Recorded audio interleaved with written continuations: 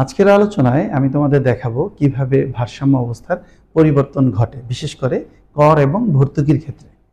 যদি সরকার কর আরোপ করে তাহলে ভারসাম্য দাম এবং পরিমাণের কি পরিবর্তন ঘটবে, বিপরীত অবস্থায় যদি সরকার কোনো কিছুতে ভর্তুকি প্রদান করে তখন সেক্ষেত্রে দাম আর পরিমাণের কি পরিবর্তন ঘটবে এই বিষয়টি তোমাদের দেখাবো। প্রথমে আমরা একটি চাহিদা রেখা অঙ্কন করি।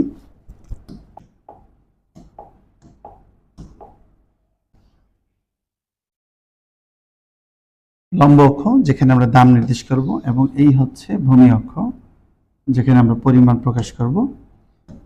মূলবিন্দুকে ও, লম্ব অক্ষে দাম, ভূমি অক্ষে পরিমাণ নির্দেশ করলাম। আমরা এবার এই চিত্রে প্রাথমিক ভারসাম্য অবস্থা দেখাবো তোমাদের। প্রাথমিক চাহিদা রেখা ডান দিকে নিম্নগামী এবং এটি হচ্ছে যোগান রেখা।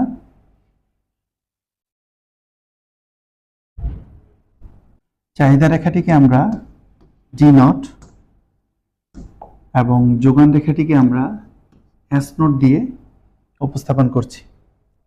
চাহিদা রেখা এবং যোগান রেখা পরস্পর ই নট বিন্দুতে ছেদ করে, ফলে এখানে ভারসাম্য অর্জিত হয় এবং এই ভারসাম্য বিন্দু ই নট অনুযায়ী ভারসাম্য দাম এবং ভারসাম্য পরিমাণ, ভারসাম্য দাম পি নট এবং ভারসাম্য পরিমাণ কিউ নট, এটি হচ্ছে প্রাথমিক ভারসাম্য। মনে করি সরকার এই পর্যায়ে কর আরোপ করলো। যদি কর আরোপ করে তাহলে যোগান রেখাটি বাম দিকে স্থান পরিবর্তন করবে। তাহলে যোগান রেখাটি সমান্তরালভাবে যদি বাম দিকে স্থান পরিবর্তন করে, সমান্তরাল বলতে দুটি রেখার মধ্যবর্তী যে গ্যাপ এটি সমান থাকবে। আমরা এই রেখাটি থেকে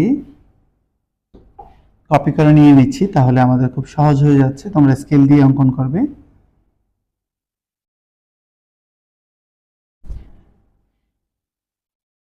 তাহলে এস নট থেকে এখন কি হলো, এস টি, টি দিয়ে আমরা ট্যাক্স বুঝালাম। ট্যাক্স হচ্ছে কর।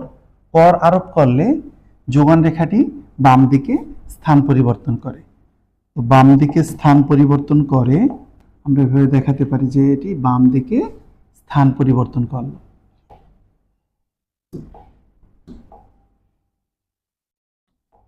এমত অবস্থায় ভারসাম্য বিন্দু ই নট থেকে ই ওয়ান হয়।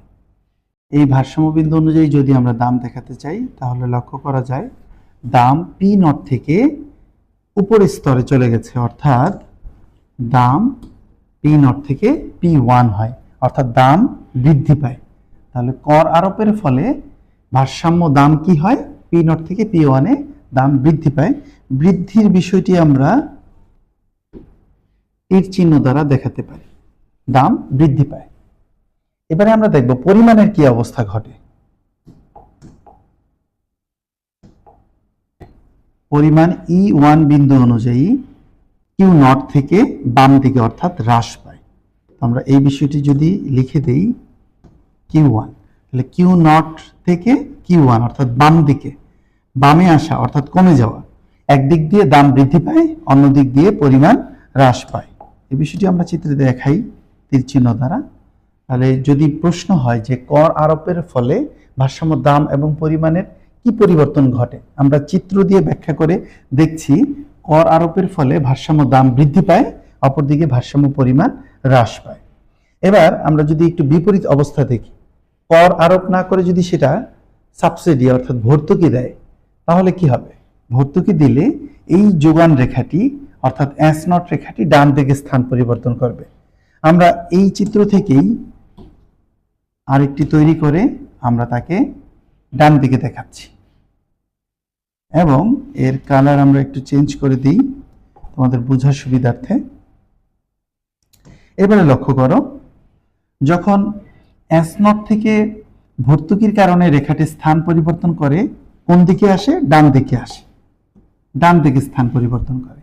কর আরোপের ফলে যোগান রেখাটি বাম দিকে স্থান পরিবর্তন করে, বিপরীত অবস্থায় ভর্তুকি দিলে ডান দিকে স্থান পরিবর্তন করে।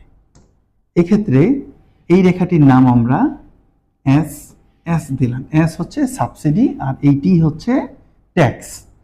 তাহলে এই নতুন রেখা অনুযায়ী নতুন একটি ভারসাম্য বিন্দু পাওয়া যাবে এবং সেই বিন্দুটির আমরা নাম দিলাম ই টু। এখন এই ই টু অনুযায়ী কি হচ্ছে, ই টু অনুযায়ী E2 অনুযায়ী ভারসাম্য দাম আগের দাম থেকে হ্রাস পাচ্ছে, তার মানে কমে যাচ্ছে। তাহলে আমরা এই অংশটিকে লিখতে পারি P2 এবং দাম কি হয়েছে, নিচের দিকে অর্থাৎ হ্রাস পেয়েছে। এবং পরিমাণের দিকে কি অবস্থা দেখা যাচ্ছে, পরিমাণের দিকে লক্ষ্য করা যায় বৃদ্ধি পেয়েছে। তাহলে ভর্তুকি দিলে ভারসাম্য পরিবর্তন হয়ে দাম হ্রাস পায় এবং অন্যদিকে পরিমাণ বৃদ্ধি পায়। আমরা একটি চিত্রের মধ্যে দুটি বিষয় ব্যাখ্যা করেছি, কর এবং ভর্তুকি। কর এবং ভর্তুকির ফলে ভারসাম্য অবস্থার কি পরিবর্তন হয়। তোমাদের প্রশ্নপত্রে যদি শুধুমাত্র কর সম্পর্কিত আলোচনা জানতে চায় তাহলে শুধুমাত্র S0 এবং ST এই দুটি রেখা দিয়ে আমরা চিত্রটি ব্যাখ্যা করব। কর ভর্তুকি ছাড়া তোমাকে যদি বলা হয় যোগানের হ্রাস এবং বৃদ্ধির ফলে ভারসাম্য অবস্থার কি পরিবর্তন হবে, তাহলে কিন্তু এই চিত্রটি দিয়েই ব্যাখ্যা করা যাবে। সেক্ষেত্রে কর এবং ভর্তুকির বিষয়টি উল্লেখ করার প্রয়োজন নেই। যোগানের হ্রাস অর্থাৎ বাম দিকে যাবে এবং যোগানের বৃদ্ধি রেখাটি ডান দিকে যাবে।